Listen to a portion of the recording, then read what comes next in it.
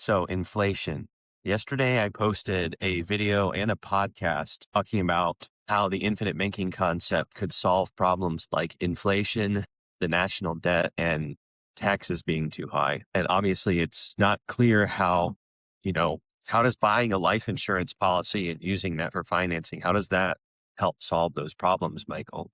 Well, listen to the podcast and study Austrian economics, but it's like this. What happens when the government prints money? It devalues the currency. It would be like going and raking a bunch of leaves up, stuffing them all into one of your semi trucks and going to the grain elevator and selling them like they're beans. So if I bought 400 trucks and I started gathering up all the dead leaves in the autumn, and the government allowed me to pretend that those dead leaves were actually top grade soybeans, and I could go sell all those soybeans at the grain elevator for gobs of money, what would that do to the value of the beans that were sitting in your grain elevator? It would make the value of yours go way down because now there's this artificial fake abundance of soybeans. It would be fraud. That's what our banking system does every day. That's what quantitative easing is. It's the government printing money to pay the interest on their debt because they can't afford it. So let's rewind. What happens when the government allows the central bank to print money? It devalues the currency. It makes my dollars and your dollars worth less. It's not real money. It doesn't increase the money supply in the world. The money supply stays the same. It just makes everybody's money worth less. So what happens when everybody's money is worth less?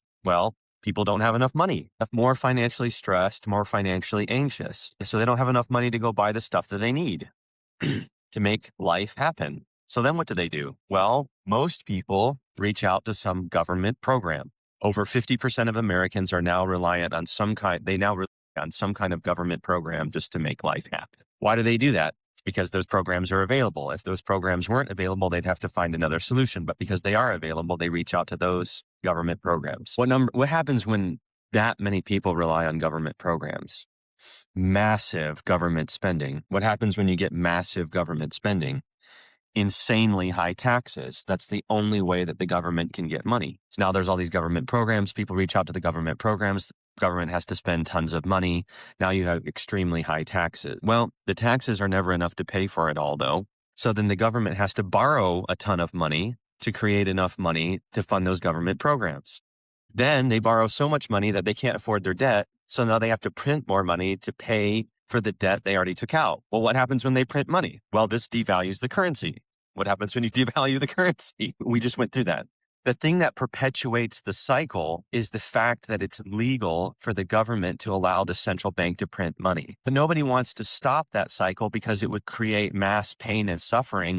There would be a very, very painful reset period where a lot of people would be in a tremendous amount of financial stress and pain because now we have to go through the pain of creating some other solution to the problem. And nobody wants to be in office when that happens. Neither the Democrats nor the Republicans want to be responsible for something like that. So nobody wants to make it happen. So what happens? Well, you just keep doing quantitative easing. You just keep borrowing money to pay the debt. You print money, you devalue it. People get stressed. They reach out to government programs.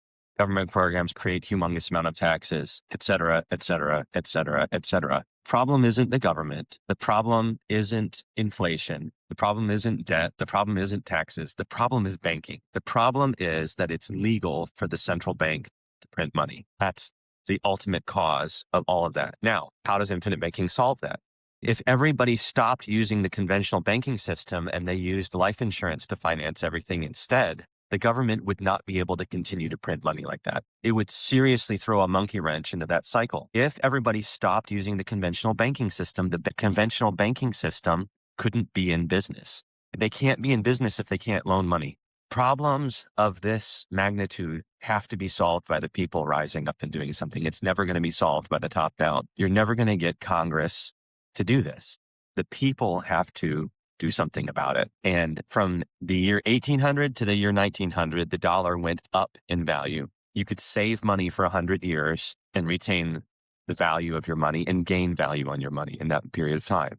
In the last 100 years, the value of our dollar has gone down like 98%, like 95%. That's because the government in 1913 decided to start using fractional reserve banking, which allows the banks to print money. So they print it for nothing and they sell it for almost nothing. They get very, very, very rich doing that, and everybody else suffers. Whatever the ordinary citizens can do to stop the government printing money will solve inflation, it will solve massive debt, and it will solve the problem of insanely high taxes. So, good morning and happy Thursday to everyone.